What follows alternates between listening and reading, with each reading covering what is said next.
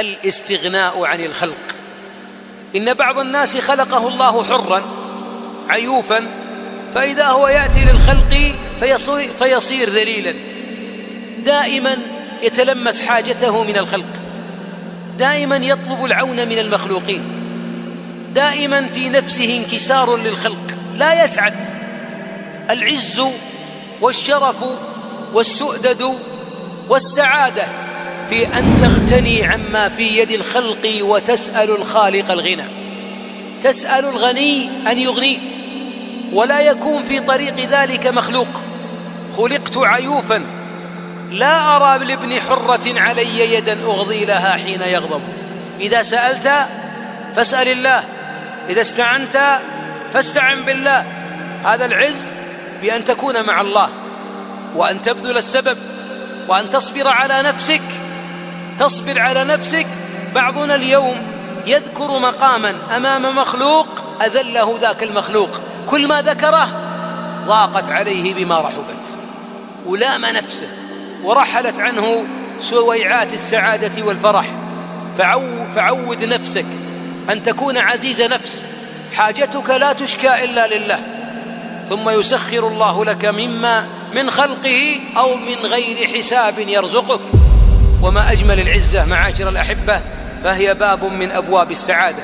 إذا ضاعت منك في الدنيا نعيم ومررت بنعيم، ولا بد يا أحبابي كل واحد منا فيه من هو أغنى منه، وهذا الغني فيه من هو أغنى منه، وهذا الذي عنده دنيا فيه من هو دنياه أعلى.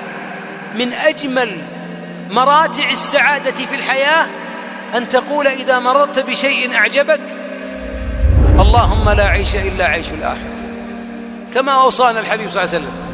جميل أن نجتمع مع أبنائنا. أبوي الشقة ضيقة، الدور ضيق، قال طيب اجلسوا أوصف لكم بيت أسأل الله أن يجمعني بكم فيه في الجنة. ثم يتكلم الخيمة في الجنة مسيرة 60 ميلا، ويتكلم عن لبنة من ذهب، لبنة من فضة، حصباؤها مسك، حصباؤها لؤلؤ، وحشيشها زعفران، وترابها مسك. ويتكلم عن الجنة وأن الأرائك نلتقي فيها. وما أجمل هذا الحديث. فوالله إن الحبيب عليه الصلاة والسلام كان من أبواب سعادة أصحابه تشويقهم لدار الأفراح جنات النعيم. وكان إذا شوقهم قال: هل من مشمر إلى الجنة؟ قالوا: نحن المشمرون لها. قال: قولوا إن شاء الله. والله يا أحبابي أنها تجعل القلب يعرج ويصل للجنة بوصف الجنة. لماذا في القرآن وصف للجنة؟ لماذا؟ حتى يشتاق أهل الإيمان. فهي من مفاتح السعادة. أيضا من مفاتح السعادة أن تذكر النعم التي وهبك مقارنة بالنعم التي سلبت. إذا كنت تمشي على الأقدام فغيرك على العربة، إذا كنت تنظر فغيرك أعمى، إذا كان راتبك ما يبقى فيه إلا 1000، فيه ناس ما بقى ريال حتى يكون 1000. إذا كنت تدخل لأبنائك بقليل من الطعام، فهناك في السجون من لا يعلم عن أبنائه شيء حتى يرعاهم من يرعاهم برعاية الله. وواصل قارن ما سلب منك بما أعطيت حتى يبقى أنك مسلم وغيرك كافر، فتعلم بأنك مؤمن وغيرك كافر. ليس بعد هذه النعمة نعمة توجب الشكر. والله لو أنك سجدت لله على الإبر والشوك لتشكر نعمة البصر، والله لن تستطيع أن تصل إليه.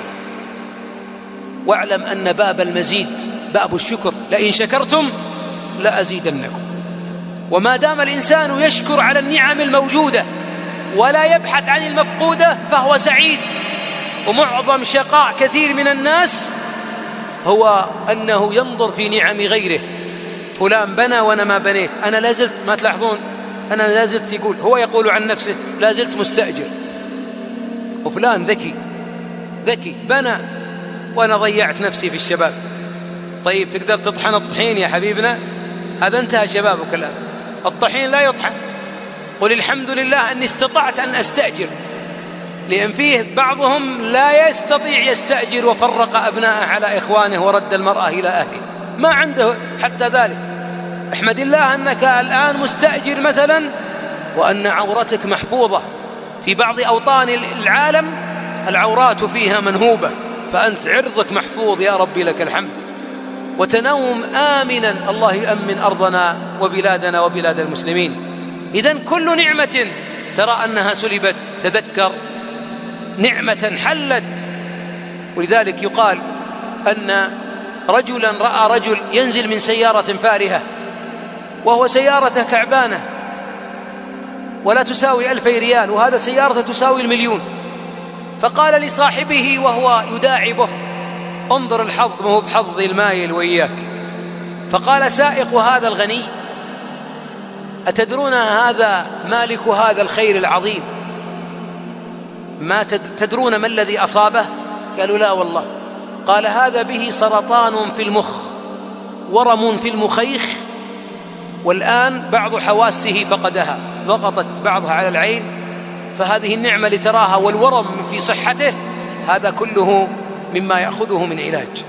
وش رأيكم تعطونه العافية وتأخذون سيارته؟ قال هذا: لا لا لا لا، والله إن الأغنياء نحن وليس هو. إذن أنت في نعمة، احمد الله، أنت في نعمة. أحدهم يقبل طفلا وهو يبكي ويضمه ويقول: أنا عندي 7 وجايب المرأة للمستشفى حتى تربط الرحم، لا يريد طفلا. وهذا يقول: أنفقت 300,000 تلقيح اصطناعي أريد طفلا أضمه قبل أن أموت. يقول: رجعت لعيالي ببطاطس وحلاوة أدللهم وعلمت أن الله وهبهم فحمدته. إذن أحبابي لا أطيل، أختم فأقول: السعادة ملك لخالقها لا ينزلها على قلب عاص له. قاعدة لا بد أن تؤمن بها. اللي سلك طريق يريد السعادة وهو قد عصى خالقها فالطريق موحش. وربي عدل لا يظلم الناس شيئا. تقطع الرحم تقطع منها، تأكل حرام تعذب به، تنظر حرام تزهد في حلالك الذي عندك، تسمع حرام تفقد لذة القرآن. إياك أن تجرب طريقا تشرب دخان، شيشة، خمرة، مخدر، أي معصية في مراحلها كلها، والله لن تعود عليك معصية بسعادة. وهذا الذي جعل عباد الله الصالحين تطمئن قلوبهم. اسأل ذاك الذي تجافى على جنبه وعلى فراشه: لماذا ما نمت؟ ذكر الجنة أوقظه أو أيقظه، وخوف النار أيقظه. هذا وهو بسهران وجسده منهك، لكن يعيش في جنة المناجاة. تريد السعادة؟ عليك بأن تخلو بخالقها، وارفع يديك أن ينزلها في قلبك وفي حياتك وفي ذريتك. استمطرها بطاعته فكن عبدا له.